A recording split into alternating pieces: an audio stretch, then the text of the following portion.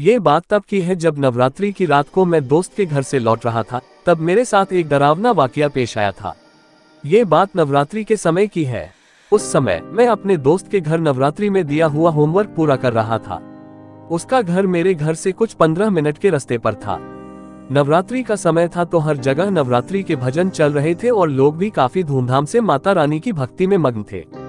हम दोनों का होमवर्क पूरा हो गया। हमने एक दिन में ही पूरा होमवर्क कर लिया था। जिस समय हमारा होमवर्क पूरा हुआ उस समय रात के 11 बज रहे थे। पर मुझे इस बात से कोई फर्क नहीं पड़ता, क्योंकि पहले भी मैं उसके साथ इतनी रात तक रुका था, पर हर बार मैं उसके घर पर ही रात रुकता था। पर आज मुझे घर जाना था तो मैंने अपना सारा सामान उठाया और उससे बाय कहकर मैं अपने घर की ओर निकल गया। रात काफी हो जाने के कारण आसपास चहलकदमी बिल्कुल नहीं थी, पर मुझे इस बात से कोई फर्क नहीं पड़ रहा था और मैं अपने घर की ओर बढ़े जा रहा था। तब मेरे सामने दो रास्ते आए। दोनों रास्ते मेरे घर की ओर जाते थे।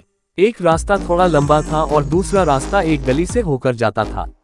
मैंने जल्दी पहुंचने के लिए उस गली का रास्ता चुन लिया। वो एक सुनसान गली थी और वो एक ऐसी गली थी जिसमें लोग रात तो क्या सुबह भी मुश्किल से जाते थे।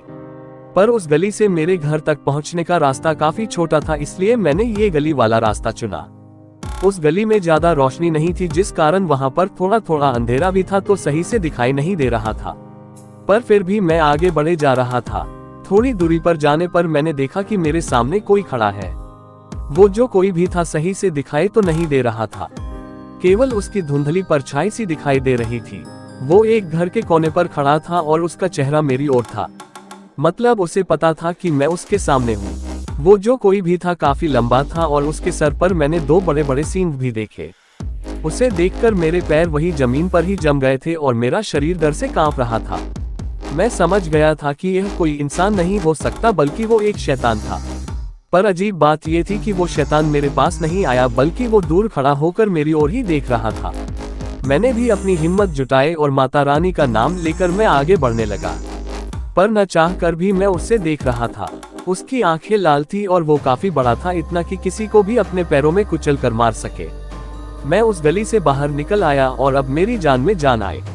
मैंने पीछे मुड़कर देखा पर वहां कोई नहीं था। मैं तेजी से भागकर अपने घर लौट आया और अपने कमरे में जाकर सो गया। मुझे नहीं पता था कि वो क्या था, पर घर पर मैंने देखा कि मेरे गले में माँ दुर्गा का ताबीज था। शायद इसीलिए वो शैतान मेरे पास नहीं आ पा रहा था।